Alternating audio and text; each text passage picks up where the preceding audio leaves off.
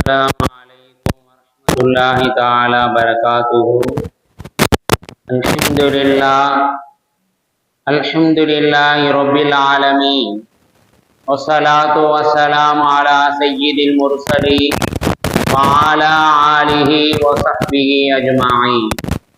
أما بعد، فقد قال الله تعالى في القرآن العظيم وفي الفرقان المجيد بعد أعوذ بالله من الشيطان الرجيم. بسم الله الرحمن الرحيم.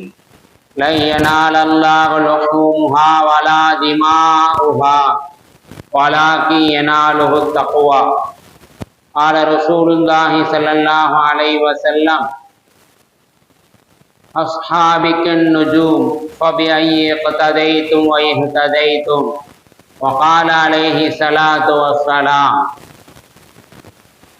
صدق الله العلي العظيم وصدق رسول النبي الكريم ونحن على ذلك من الشاهدين والشاكرين. எல்லாம் வல்ல அல்லாஹ்வின் அருளும் மேலான கருணையும் நம் அனைவர்கள் மீதும் வந்து சேரட்டுமாக. நமது உயிரிலும் மேலான முஹம்மது முஸ்தபா ரசூலே கரீம் ஸல்லல்லாஹு அலைஹி வஸல்லம் அவர்களின் அன்பும் ஷஃபாஅத்தும் நம் அனைவர்கள் மீதும் உண்டாகட்டுமாக. நமது மனைவி மக்கள், நமது உற்றார் உறவினர், உலகத்தில் உள்ள முஸ்லிமான முஃமினான ஆண் பெண் அனைவர்களுக்கும் அல்லாஹ் உடல் சுகத்தை நிரந்தரமாக நசீபாக்குவானாக.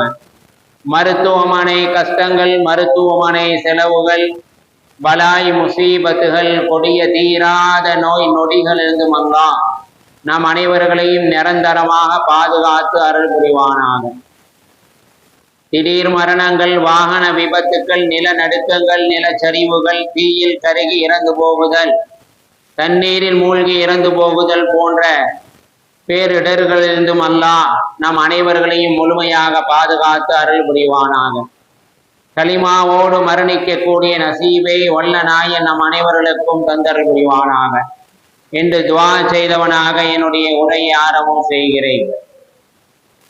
கண்ணியத்திற்கும் பெருமதிப்பிற்குரிய அல்லாஹ்வின் நல்லடியார்களை, இஸ்லாமிய பெருமக்களை, நாமெல்லாம் புனிதமான துல்ஹஜ்ஜுடைய மாதத்தின் துவக்கத்தில் இருக்கின்றோம். இந்த துல்ஹஜ்ஜுடைய மாதத்தின் முந்திய 10 நாட்கள் அல்லாஹ்விடத்திலே மிகவும் சிறப்புக்குரியது என்பதாக ஹதீஸிலே வந்திருக்கின்றது.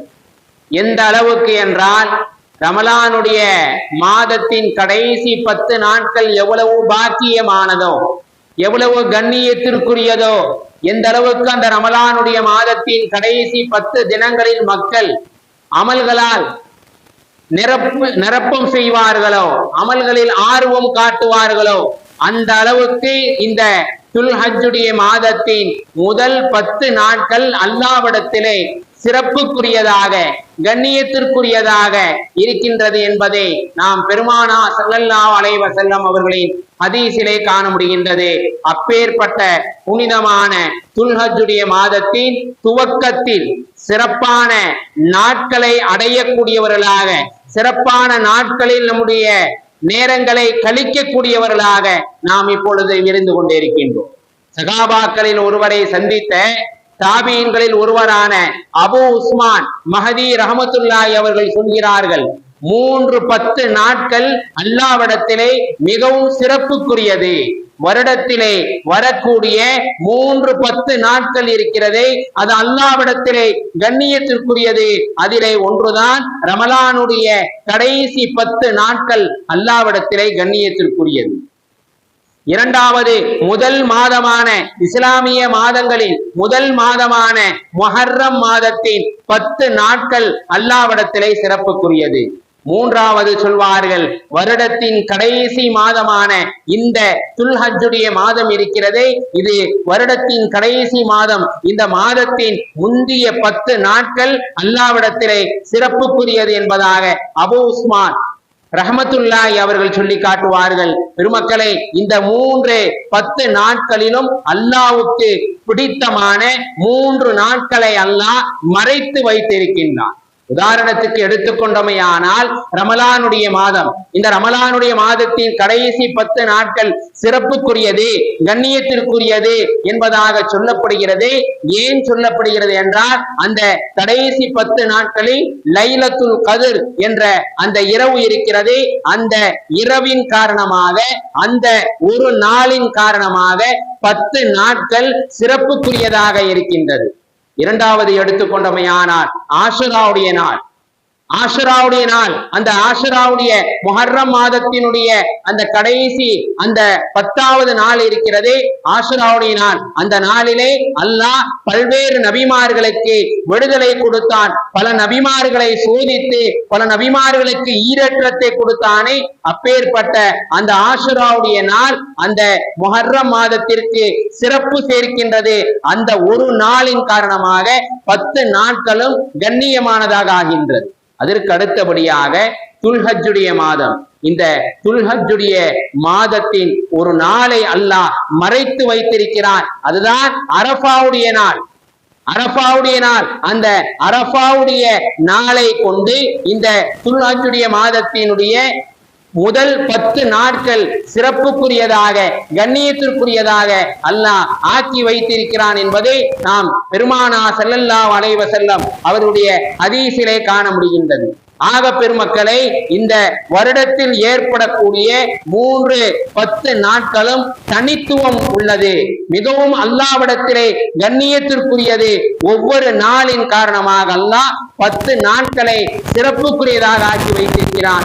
அப்பேற்பட்ட சிறப்பான நாட்களைத்தான் நாம் இப்பொழுது எதிர்நோக்கி கொண்டிருக்கின்றோம். நம்மை எதிர்நோக்கி அரஃபாவுடைய நாள் வர இருக்கிறது, யௌமுன் நஹர், இன்னும் குர்பானி கொடுக்கக்கூடிய அந்த தியாக திருநாள் வர இருக்கின்றது.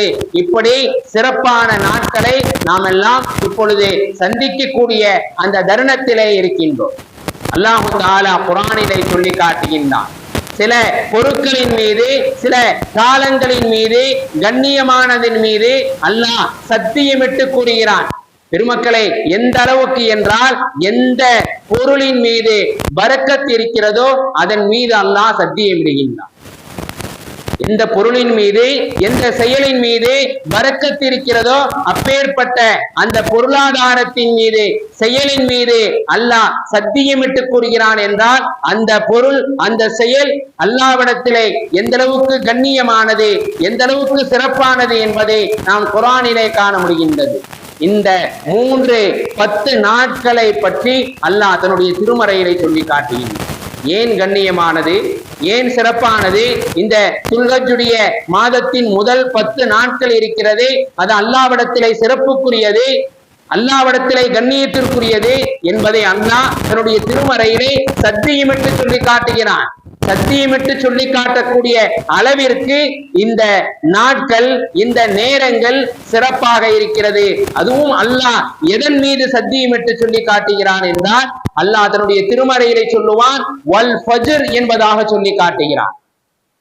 ஃபஜ்ருடைய நேரத்தின் மீது சத்தியமாக அல்லாஹ் ஒரு பொருளின் மீது சத்தியமாக என்கிறான் என்றால், அது எவ்வளவு கண்ணியமானது, எவ்வளவு சிறப்பானது என்பதை இந்த நேரத்திலே நாம் சிந்திக்க கடமைப்பட்டிருக்கின்றோம்.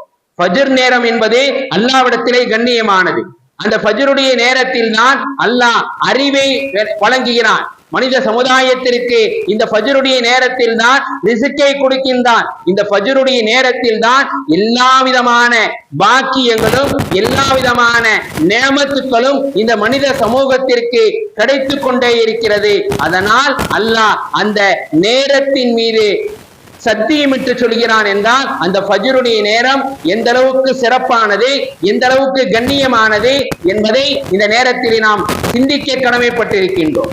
திருமக்களே, ஃபஜ்ருடைய தொழுகையை தவறவிட்டவர்கள், ஃபஜ்ருடைய தொழுகையை தவறவிட்டவர்கள், தூக்கத்திலே கழிப்பவர்கள், இன்னும் அதிகால நேரத்தை யார் பயன்படுத்தாமல் உலகத்திலே வாழ்ந்து கொண்டிருக்கின்றார்களோ அவர்கள் வாழ்க்கையிலே எந்த விஷயத்தையும் சாதிக்க முடியாது. பெருமானார் ஸல்லல்லாஹு அலைஹி வஸல்லம் அவர்கள் சொல்லக்கூடிய ஹதீஸ், பெருமானாருடைய நபிமொழி, யார் ஃபஜ்ருடைய தொழுகையை தவறவிட்டார்களோ, தூக்கத்திலே யார் கழிக்கின்றார்களோ, இன்னும் அந்த அதிகாலை நேரத்தை பயன்படுத்தாமல் இருக்கின்றார்களோ அவர்கள் வாழ்க்கையிலே எதையும் சாதிக்க முடியாது.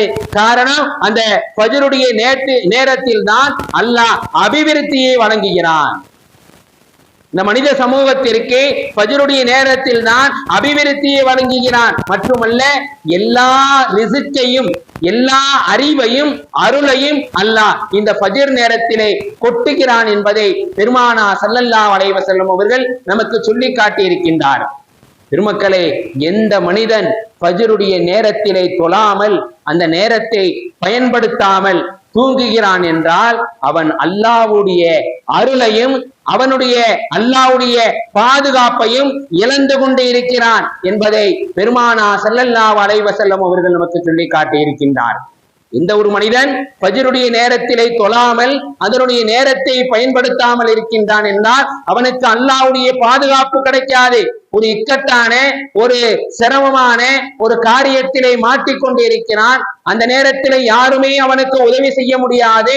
எப்படி நாளை மறுமை நாளிலே யௌம யஃபிர்ருல் மர்உ மின் அஹி வ உம்மிஹி வ அபி வ ஸாஹிபத்திஹி வ பனி, மனைவி கணவனிடம் உதவி தேடுவார், கணவன் என்ன செய்வான்? விரண்டோடுவான். தாய் பிள்ளையிடம் உதவி தேடுவான், அந்த பிள்ளை அந்த தாயை விட்டு மிரண்டோடுவான். எனக்கும் நன்மை வேண்டும், என்னை இந்த மறுமை நாளிலே அணைக்கக்கூடியவர்கள் காப்பாற்றக்கூடியவர்கள் யார் இருக்கிறார்கள் என்பதாக தந்தை பிள்ளையை பார்த்தும் கணவன் மனைவியை பார்த்தும் விரண்டோடுவார்களே.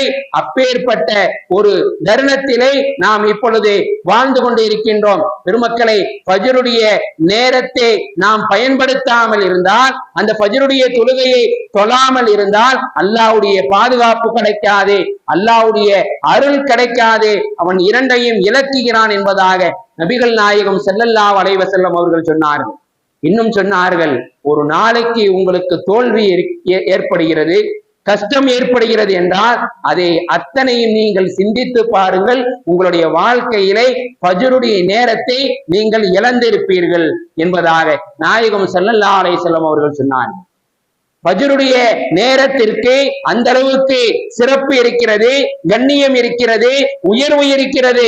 அதனால்தான் அல்லாஹ் வல் ஃபஜ்ர், அந்த ஃபஜ்ருடைய நேரத்தின் மீது சத்தியமாக என்பதாக அந்த ஃபஜ்ருடைய நேரத்தின் மீது அல்லாஹ் சத்தியமிட்டு சொல்கின்றான் என்றால் அந்த ஃபஜ்ருடைய நேரம் அதனுடைய தொழுகை எந்த அளவுக்கு மகத்துவமானது என்பதை இந்த நேரத்திலே சிந்திக்க கடமைப்பட்டு இருக்கின்றோம். அதுக்கு அடுத்தபடியாக அல்லாஹ் தன்னுடைய திருமறையிலே சொல்லி காட்டுவான், வலயாலின் அஷர், துல்ஹஜ்ஜுடைய மாதத்தின் முதல் 10 நாட்கள் மீது சத்தியமாக, துல்ஹஜ்ஜுடைய மாதத்தின் முதல் 10 நாட்கள் மீது சத்தியமாக, வஷ்ஷஃபை வல் வத்ர், இரட்டை படைகளின் மீது சத்தியமாக, ஒற்றைப்படையான இரவுகளின் மீது சத்தியமாக என்பதாக அல்லாஹ் தன்னுடைய திருமறையிலே ஒவ்வொரு பொருளின் மீதும் ஒவ்வொரு செயலின் மீதும் சத்தியமிட்டு சொல்கிறான் என்றால் அந்த துல்ஹஜ்ஜுடைய மாதத்தினுடைய முதல் 10 நாட்கள் எவ்வளவு கண்ணியமானது. ஃபஜ்ருடைய நேரத்தின் மீது சத்தியமிட்டு சொல்லி காட்டுகிறான். இன்னும் இரட்டைப்படை ஒற்றைப்படை என்பதாக சொன்னானே, இரட்டைப்படை என்றால் பெருநாளுடைய இரவு, யௌமுன் நஹர், குர்பானி கொடுக்கக்கூடிய அந்த நாள். ஒற்றைப்படையான இரவு என்றால் அரஃபாவுடைய நாள். ஹாஜிகள் அரஃபாவிலே தங்குவார்களே, அந்த அரஃபாவுடைய நாள், அந்த அரஃபாவுடைய நாளின் மீது சத்தியமாக, பெருநாளினுடைய அந்த இரவின் மீது சத்தியமாக என்பதாக அல்லாஹ் காலங்களின் மீது நாட்களின் மீது ஃபஜ்ருடைய நேரத்தின் மீது சத்தியமிட்டு சொல்லி காட்டுகிறான். அதற்கு அடுத்தபடியாக வலயாலின் இதா யஸ்ர், 2 நாட்களுக்கு மத்தியிலே, 2 பெருநாளுக்கு மத்தியிலே வரக்கூடிய அந்த இரவின் மீதும் சத்தியமாக என்பதாக அல்லாஹ் அந்த இரவுகளின் மீதும் அந்த நாட்களின் மீதும் சத்தியமிட்டு சொல்லி காட்டுகிறான். பெருமக்களை, அப்பேற்பட்ட ஒரு உயர்வான ஒரு நாட்களை தான் நாம் கடந்து கொண்டு இருக்கின்றோம். இந்த துல்ஹஜ்ஜுடைய மாதத்தினுடைய முதல் 10 நாட்கள் அல்லாஹ்விடத்திலே சிறப்புக்குரியது. நம்மை எதிர்நோக்கி வரக்கூடிய அரஃபாவுடைய நாள், அதுவும் அல்லாஹ்விடத்திலே கண்ணியமானது. இந்த இரவுகளில் இந்த நாட்களில் அதிகமான அமல்களை செய்யுங்கள். அந்த அமல்கள் அல்லாஹ்விடத்திலே உங்களுக்கு மிகப்பெரிய நன்மைகளை கொடுக்கக்கூடியதாக இருக்கின்றது என்பதாக பெருமானா ஸல்லல்லாஹு அலைஹி வஸல்லம் அவர்கள் சொன்னார். பெருமக்களே, துல்கஜுடைய மாதத்தினுடைய முதல் 10 நாட்களுடைய அமல்கள், நிறைய அமல்கள் இருக்கிறது. தக்பீர் அதிகமாக சொல்ல வேண்டும், தஸ்பீஹ் சொல்ல வேண்டும். இன்னும் அரஃபாவுடைய நாள் இருக்கிறதே, அந்த அரஃபாவுடைய நாளிலே நாம் நோன்பு நோற்பது மிகவும் முக்கியமானது. எந்த அளவுக்கு என்றால், பெருமானா ஸல்லல்லாஹு அலைஹி வஸல்லம் கேட்கப்பட்டது, அரஃபாவுடைய நோன்பினுடைய நன்மை என்ன, அதனுடைய மகத்துவம் என்ன என்று கேட்கப்பட்ட போது நாயகம் ஸல்லல்லாஹு அலைஹி வஸல்லம் அவர்கள் சொன்னார்கள், நம்முடைய கடந்த ஆண்டினுடைய ஒரு வருடத்தினுடைய பாவங்கள் மன்னிக்கப்படும். இன்னும் எதிராக வரக்கூடிய ஒரு வருடமாக அவர் பாவங்களிலிருந்து பாதுகாக்கப்படுவார். ஆக 2 வருடங்களினுடைய பாவங்கள் மன்னிக்கப்படும் என்பதாக பெருமானா ஸல்லல்லாஹு அலைஹி வஸல்லம் அவர்கள் நமக்கு சொல்லி இருக்கின்றார்களே. அப்பேற்பட்ட அரஃபாவுடைய நாள், அந்த நாளிலே நோன்பு நோற்பது மிகவும் முக்கியமான ஒரு அமலாக இருக்கின்றது. இன்னும் பிறை 9 இந்த துல்கஜுடைய மாதத்தினுடைய பிறை 9 பிறை 13 வரை, அசருடைய இந்த தொழுகை வரை, ஒவ்வொரு பரலான தொழுகைக்கு பிறகும் தக்பீர் சொல்வதும் மிக முக்கியமான ஒரு அமலாக இந்த துல்கஜுடைய மாதத்திலே இருக்கின்றது. என்ன அமல்கள் சொல்லப்பட்டதோ, என்ன செயல்பாடுகள் செய்ய வேண்டும் என்பதாக இந்த துல்கஜுடைய மாதத்தினுடைய முதல் 10 நாட்களிலே ஏவப்பட்டதோ அத்தனை அமல்களையும் நாம் செய்ய வேண்டும். அப்படி செய்கின்ற பொழுது அல்லாஹ்விடத்திலே சிறப்புக்குரியவர்களாக, அல்லாஹ்விடத்திலே கண்ணியமானவர்களாக ஆகிவிடுவோம் என்பதிலே எவ்வித சந்தேகம் இல்லை. அப்பேற்பட்ட ஒரு உன்னதமான ஒரு அமல்தான் நம்மை எதிர்நோக்கி வந்து கொண்டிருக்கின்றது இந்த துல்கஜுடைய மாதத்திலே. அதுதான் குர்பானி என்பதாக சொல்லப்படுகிறது. ஆக மிக முக்கியமான ஒரு அமல் குர்பானி. இந்த குர்பானியினுடைய சட்டத்தை நாம் தெரிந்து கொள்வதில்லை. அது கட்டாயமாக கொடுக்க வேண்டுமா என்ற ஒரு கேள்வி இந்த இஸ்லாமிய சமூகத்துக்கு மத்தியிலே பரவலாக கேட்கப்படுகிறது. குர்பானியினுடைய பின்னணி என்ன, குர்பானியினுடைய வரலாறு என்ன என்ற எந்த விஷயத்தையும் நாம் விளங்கிக் கொள்வதில்லை, அதை தெரிந்து கொள்வதில்லை. குர்பானி கொடுப்பதால் நமக்கு என்ன பயன் இருக்கிறது? பெருமானா ஸல்லல்லாஹு அலைஹி வஸல்லம் அவர்களிடம் சஹாபாக்கள் கேட்டார்கள், குர்பானியின் மூலமாக என்ன நன்மை, என்ன பயன், என்ன பிரயோஜனம் எங்களுக்கு இருக்கிறது என்பதாக கேட்ட பொழுது அவர்கள் சொன்னார்கள், உங்களுடைய தந்தை இப்ராஹிம் அலைஹிஸ்ஸலாம் அவர்களுடைய சுன்னத்தை நிறைவேற்றியதாக உங்களுக்கு ஆக்கப்படும். அதன் மூலமாக நிறைய நன்மைகள் இருக்கிறது. ஒவ்வொரு ரோமத்திற்கும் ஒரு நன்மை. செம்மறி ஆட்டை பார்த்தால் தெரியும், அந்த செம்மறி ஆட்டிலே எவ்வளவு ரோமங்கள் இருக்கிறதோ அத்தனை ரோமங்கள் அளவிற்கு உங்களுக்கு நன்மைகள் இருக்கிறது என்பதாக பெருமானா ஸல்லல்லாஹு அலைஹி வஸல்லம் அவர்கள் நமக்கு சொல்லி இருக்கின்றார்கள். பெருமக்களை, குர்பானி கொடுப்பதால் என்ன பயன் நமக்கு இருக்கிறது என்பதை நாம் விளங்கிக் கொள்வதில்லை.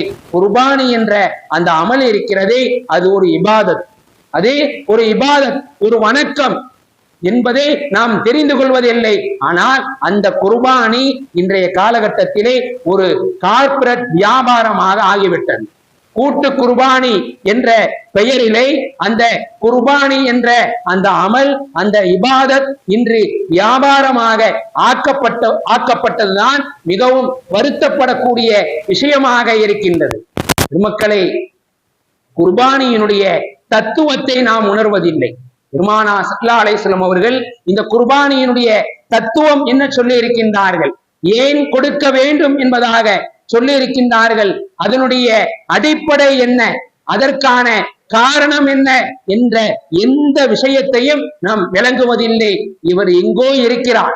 கூட்டு குர்பானி கொடுக்கக்கூடியவர்களுக்கு சொல்லக்கூடிய விஷயம் என்னவென்றால், இவர் எங்கோ இருக்கிறார், எங்கோ நடக்கின்றது அந்த கூட்டு குர்பானி அமல். வெறுமன ஆன்லைன்ல பணம் அனுப்புகிறார். பணம் அனுப்பி விடுவதுதான் குர்பானி என்பதாக இவர் விளங்கிக் கொள்கிறார். அந்த குர்பானி அன்று இவர் நினைத்துக் கொள்கிறார், இந்த குர்பானியினுடைய பிராணி எங்கே வாங்கப்படுகிறது. பணம் அனுப்பிவிட்டவுடன் குர்பானி என்ற அந்த அமல் முடிந்து விட்டது என்பதாக அந்த மனிதர் நினைத்துக் கொள்கிறார். ஆனால் அந்த குர்பானியினுடைய பிராணி எங்க வாங்கப்படுகிறது என்பது இவருக்கு தெரியாது. குர்பானி கொடுக்கக்கூடியவருக்கு அந்த குர்பானி பிராணி எங்கே வாங்குகிறார்கள் என்பதும் தெரியாது. எங்கே அதை வளர்க்கின்றார்கள், என்பதும் தெரியாது. அந்த குர்பானி என்ற பிராணிலே எத்தனை பேர் கூட்டு சேர்ந்திருக்கின்றார்கள் என்பதும் இவருக்கு தெரியாது. அதை எப்போது அறுக்குகிறார்கள், எப்படி அறுக்குகிறார்கள் என்ற எந்த விஷயமும் இவருக்கு தேவையில்லை. குர்பானி, அந்த கூட்டு குர்பானிக்கு நாம் பணம் அனுப்பிவிட்டோம், நம்முடைய பங்கை செலுத்திவிட்டோம், அதோடு நம்முடைய கடமை முடிந்து விட்டது என்பதாக நினைத்துக் கொள்கிறார். பெருமக்களே, அந்த கூட்டு குர்பானியிலே எத்தனை மக்கள் கூட்டு சேர்கிறார்கள், அந்த கூட்டு சேர்ந்த மக்கள் என்ன வியாபாரம் செய்கிறார்கள், அவர்களுடைய பொருளாதாரம் ஹலாலானதா, அவர்களுடைய பொருளாதாரம் ஹராமானதா, அவருடைய வருவாய் என்ன, அதிலே ஹராம் கலந்திருக்கிறதா என்ற எந்த விஷயத்தையும் அந்த குர்பானி கொடுக்கக்கூடியவர் ஆய்வு செய்வதில்லை. பெருமக்களை, ஒரு காலம் இருந்தது, குர்பானி பிராணியை நீண்ட நாட்களாக அதை வளர்த்து அதை கொடுப்பார்கள். குர்பானியினுடைய நோக்கம் என்னவென்றால், நாம் ஆசைப்பட்டு வளர்க்க வேண்டும். அதே உயிர் இனங்களோடு நமக்கு ஏற்படக்கூடிய ஒரு வகையான பாசத்தோடும் அன்போடும் அதை அறுக்க வேண்டும். அப்படி அறுக்கின்ற பொழுது அந்த குர்பானி தான் அல்லாஹ்விடத்திலே ஏற்றுக்கொள்ளப்படுகிறது, கபூல் செய்யப்படுகிறதை தவிர வெறுமன பணம் அனுப்பிவிட்டால் போதுமானது, நாம் குர்பானியினுடைய அமலை நிறைவேற்றி விட்டோம் என்பதாக நிறைய மக்கள் நினைத்துக் கொண்டிருக்கின்றார்கள். இன்றைய காலகட்டத்திலே ஒவ்வொரு வியாபாரமும், ஒவ்வொரு அமலும், ஒவ்வொரு செயல்பாடும், ஒவ்வொரு அல்லாஹ் விதித்த ஒவ்வொரு கடமையும் இன்றைய காலகட்டத்திலே வியாபாரமாக, பிசினஸாக, தொழிலாக ஆகிவிட்டதுதான் மிகவும் வருத்தப்படக்கூடிய விஷயமாக இருக்கின்றது என்பதை இந்த நேரத்திலே நாம் சிந்தனைக்கு கொண்டு வர வேண்டும். அல்லாஹ் தன்னுடைய திருமறையிலே சொல்லி காட்டுகிறான், லை யனால் அல்லாஹ லுஹூமுஹா வலா திமாஉஹா வலாகி யனாலுஹு தக்வா.